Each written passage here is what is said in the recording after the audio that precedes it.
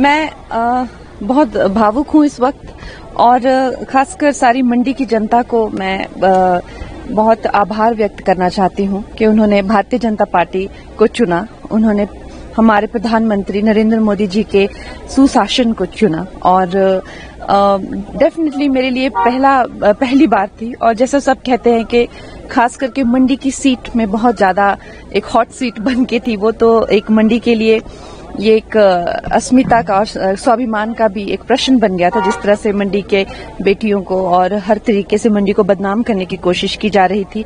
खैर, अब वो बातें सब हमारे पीछे रह चुकी हैं। महिलाओं को ये एक नया आत्मविश्वास देगा और मंडी जो है प्रधानमंत्री जी के नेतृत्व में बहुत विकास करेगी।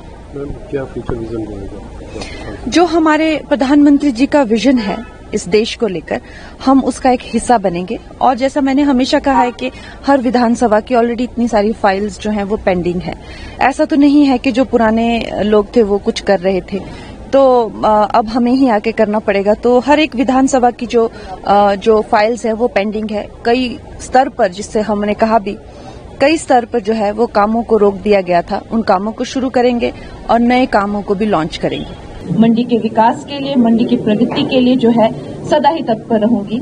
और इसके साथ ही ये मेरे लिए बहुत ही भावुक कर देने वाला आज वो दिन है जिसमें हमें न कि सिर्फ एक जीत मिली है, जैसा कि हमारे नेता प्रतिपक्ष जयराम ठाकुर जी ने कहा, एक ऐतिहासिक लीड जो है हमें लगभग सभी क्षेत्रों से जो है वो मिली है, जिससे ये पता चलता है कि जो मंडी की जनता है वो अब बेटी में, अपनी कंगना में, अपनी बहन में जो है विश्वास रखती है। और ये जो परिवारवाद की जो ये राजनीति है उसको उन्होंने बिल्कुल नकार दिया है।